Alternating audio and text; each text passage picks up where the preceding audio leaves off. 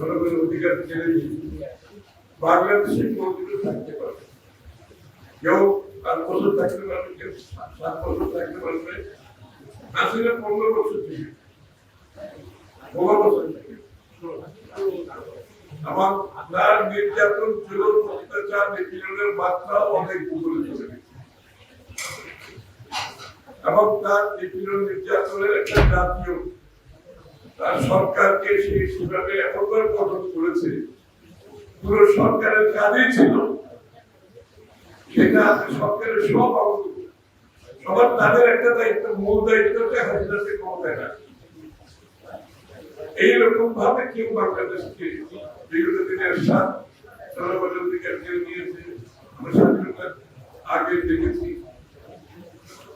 এই ধরনের পুরো রাষ্ট্রীয় কাঠামোকে ক্ষমতায় থাকার জন্য একেবারে নিজের হাতে রেখে দৈনন্দিন জীবনে কোন রাষ্ট্র পরিচালনার ইতিহাস বাংলাদেশে এইভাবে এই জন্য হয়তো সে কিছুদিন বেশি থেকে আমি আপনাদেরকে নিশ্চিতভাবে বলতে পারি 5ই আগস্টে যদি তার পক্ষে না হতো,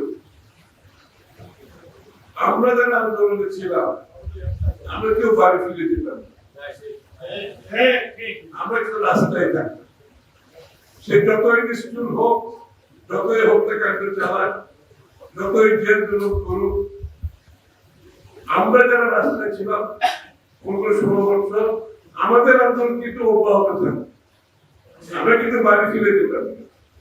সুতরাং এই কথাটা তাকে 5ই আগস্ট আমাদের আজকে ডিসেম্বরে থাকতে দেওয়া দেশবাসী সিদ্ধান্ত নিয়েছে বাংলাদেশের।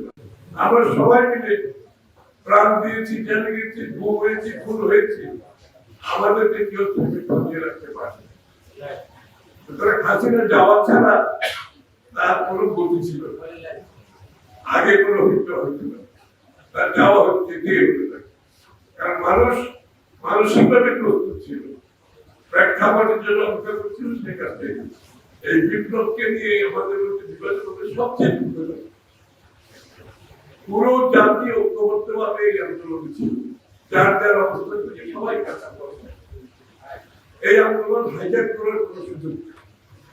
ওই শেখ হাসিনা যেভাবে মুক্তিযুদ্ধকে হাইজ্যাক করে নিয়ে গেছে, যুদ্ধ করতে বাংলাদেশের মানুষ, প্রাণ দিয়েছে বাংলাদেশের মানুষ, আমাদের মহিলারা ধর্ষণের শিকার হয়েছে, কিন্তু ক্রেডিট হচ্ছে সব পাওয়া হচ্ছে শেখ হাসিনা তার পরিবার।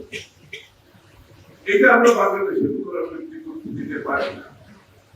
সবার প্রতি সম্মান রেখে সকলের অবদানকে স্বীকার করে এই আন্দোলনের সাথে যারা জড়িত ছিল আমরা সকলের প্রতি সেই সম্মান দেখাতে